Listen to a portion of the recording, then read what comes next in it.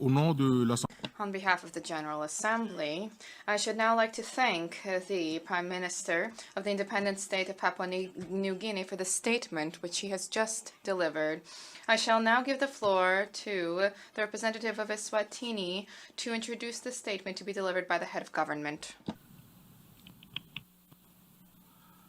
Mr. President, I have the honor to introduce the pre-recorded statement by His Excellency Mr. Ambrose Mandvulo Dlamini, Prime Minister of the Kingdom of Eswatini.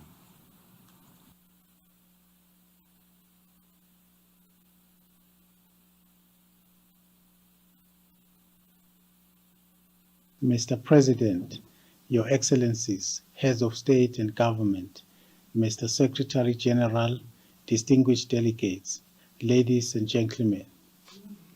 Mr. President, I am honored to address the 75th session of the United Nations General Assembly. I congratulate you, Your Excellency, following your appointment as President of this session.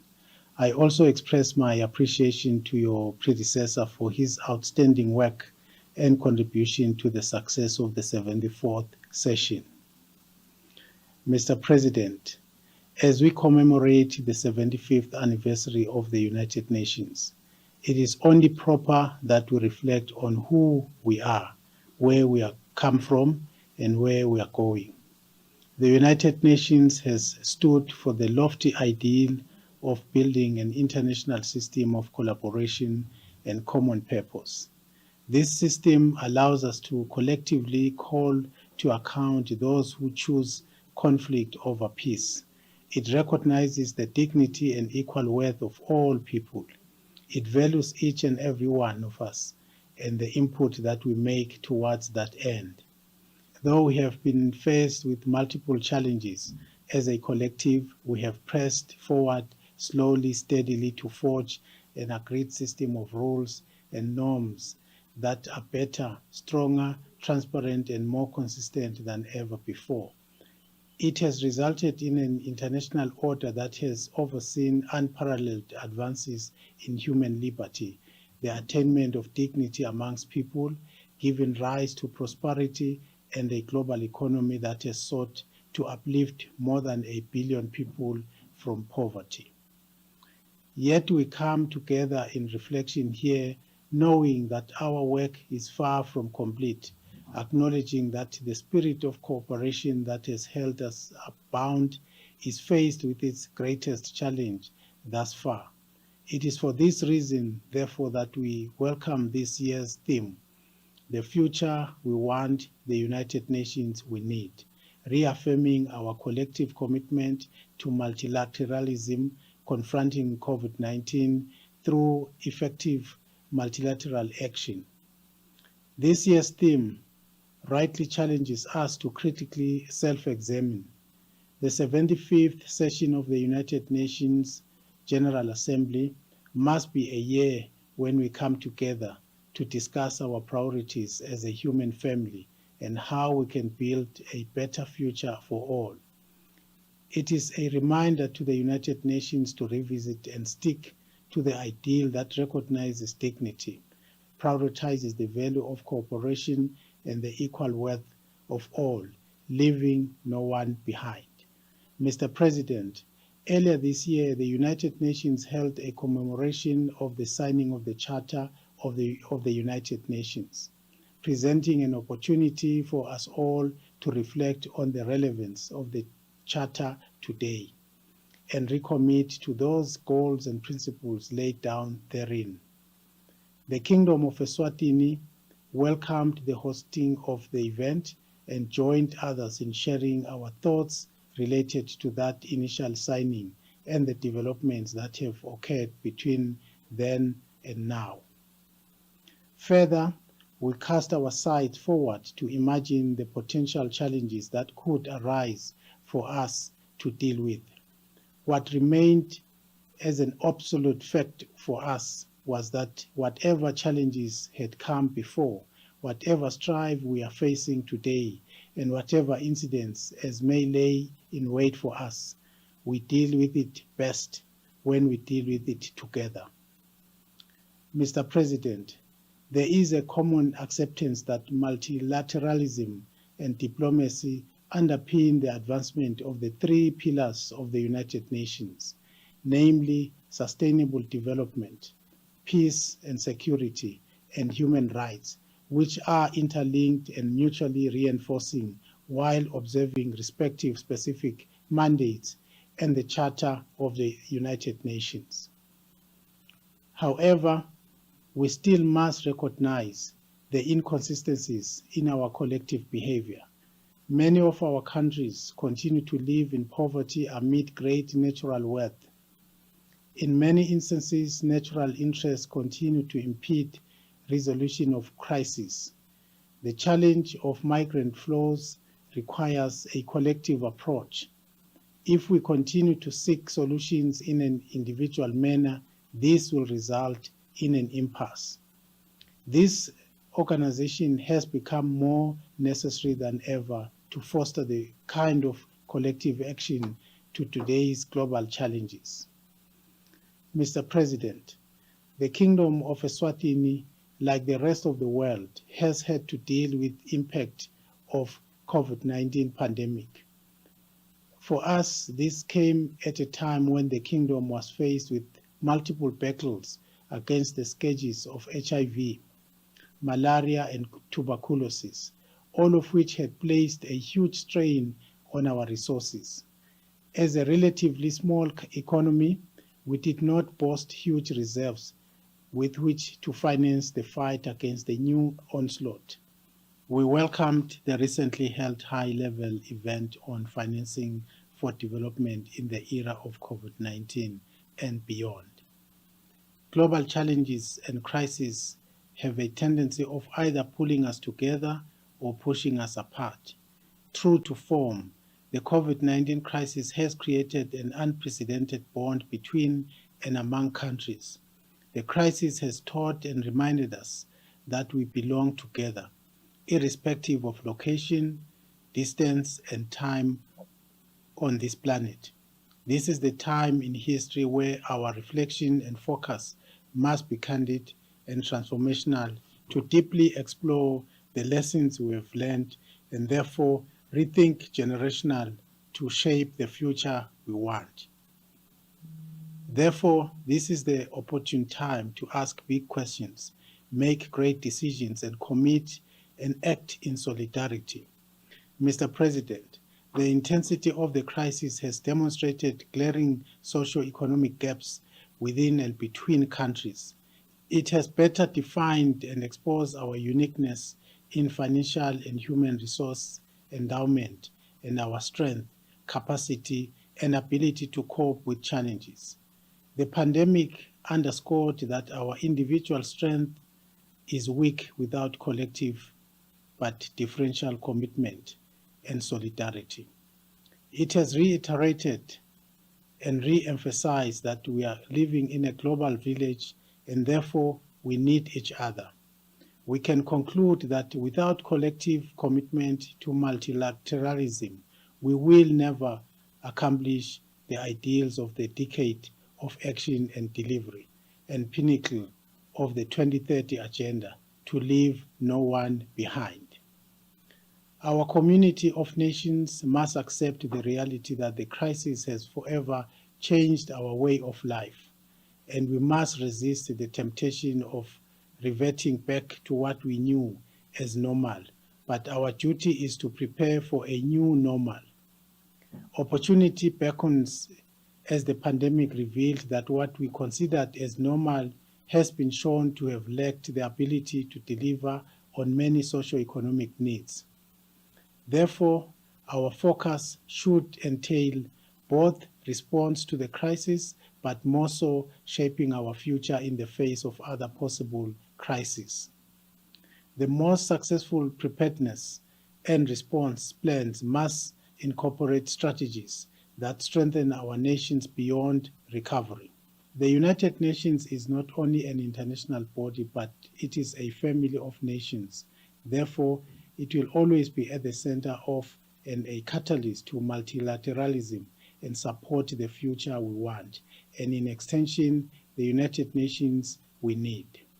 Mr. President, at this juncture, let me commend the President of the General Assembly, Secretary General, and staff of the United Nations, the international financial institutions, developing partners, and everyone for the quick response and reaction to mitigate the impact of the pandemic in the midst of implementation of the 2030 Agenda and sustainable goals. Many countries have benefited, and this has not gone unnoticed. As the world committed in Rio de Janeiro in 2012, this is the opportune time to reiterate and commit to sustainable development and promotion of an economically, socially, and environmentally sustainable future for our planet and for present and future generations. Making the United Nations work for us all calls for the collective commitment at individual, communal, national, regional, and global levels.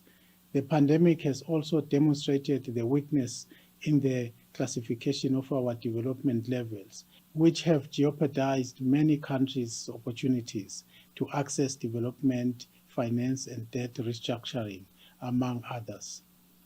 It has further revealed the need to revise and extend countries' success and development beyond traditional measurements of gross national income, but fully consider their vulnerability, particularly in crises such as we are experiencing.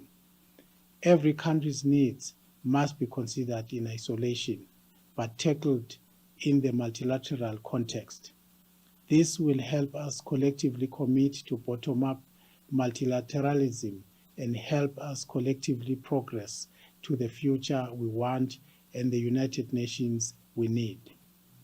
As a United Nation, we must dissuade any tensions between nations that have been created by the play out of the pandemic. Every public and private institution must be ready to promote international cooperation, get better prepared to deal with future global threats, and commit to multilateralism. COVID-19 has generated a strong global viewpoint where all people dreaded to think backward and inward, but to think forward and outward with the hope to create the world we want. Achieving effective and all-benefiting multilateralism and building back better together calls for ensuring that no one is left behind. This will entail leveraging of existing innovative partnerships, coordinating responses, refraining from protectionist measures, strengthening inclusion, investing in technologies that will sustain economic and social sectors in the midst of crisis, amongst others. Mr. President, we welcome the mandated events that are scheduled to be held on the margins of the General Assembly this year, namely the 25th anniversary of the Fourth World Conference on Women, the high-level meeting to commemorate and promote the International Day for the Total Elimination of Nuclear Weapons, and the Summit on Biodiversity. We trust that these events shall be a success. Mr. President, as intimated earlier, 2020 marks the 25th anniversary of the Fourth World Conference on Women and the adoption of the Beijing Declaration and Platform for Action. This is a significant year for the accelerated realization of gender equality and the empowerment of all women and girls. Nonetheless, it is lamentable that though the global community celebrates the 25th anniversary of the Fourth World Conference on Women, no country has achieved full gender equality. Poverty, violence against women and girls, the relentless pushback against women's rights and gender equality remain prevalent across the world.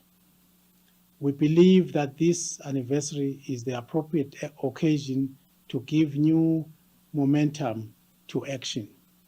We encourage governments, civil society, and other stakeholders to assess gains, identify gaps and challenges, and critically set priorities for this generation and future generations.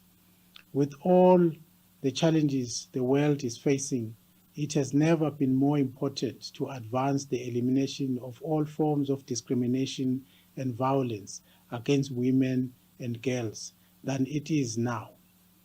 We need renewed political will to deliver on the commitments made. Let us all recommit ourselves to our common goal of achieving gender equality and the empowerment of all women and girls and their enjoyment of human rights everywhere. In this regard, it pleases me to note that the government of the Kingdom of Eswatini has adopted numerous pro-gender policies that promote gender equality. Female representation in positions of power and decision-making compare favorably within our region. Mr. President, as we evaluate the current status of our organization, we must reflect on the ongoing process of reforms.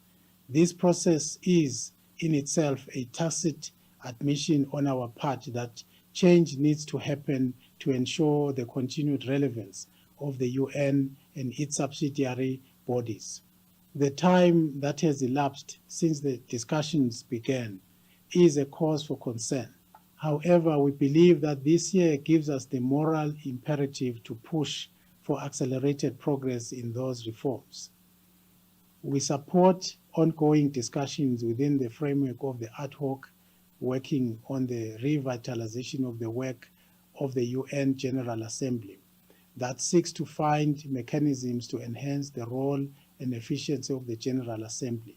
We recognize the work that has gone into streamlining the work of the Economic and Social Council, in particular, how it relates to the functions of the General Assembly to enhance synergies and reduce overlaps between the two bodies.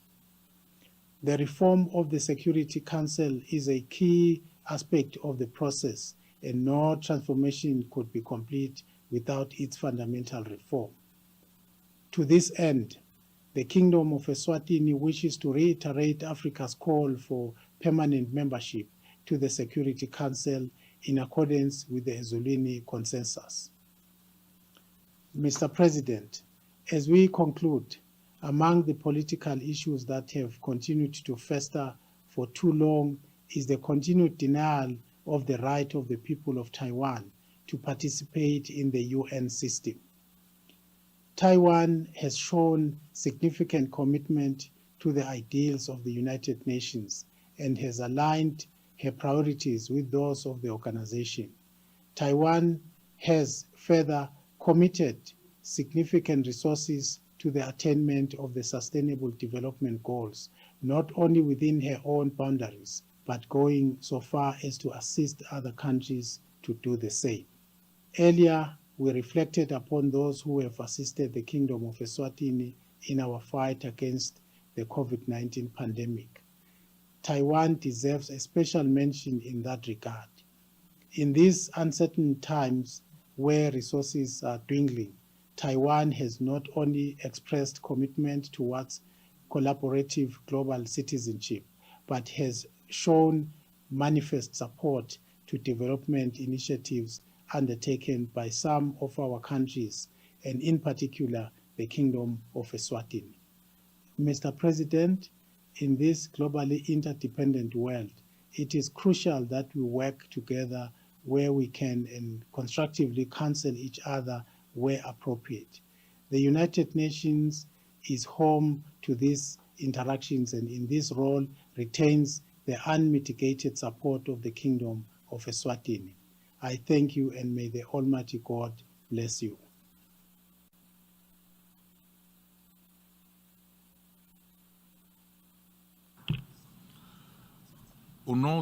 On behalf of the General Assembly, I should like to thank the Prime Minister of the Kingdom of Eswatini for the statement which he has just delivered. I shall now give the floor to the Representative Tonga to introduce the statement to be delivered by the Head of Government.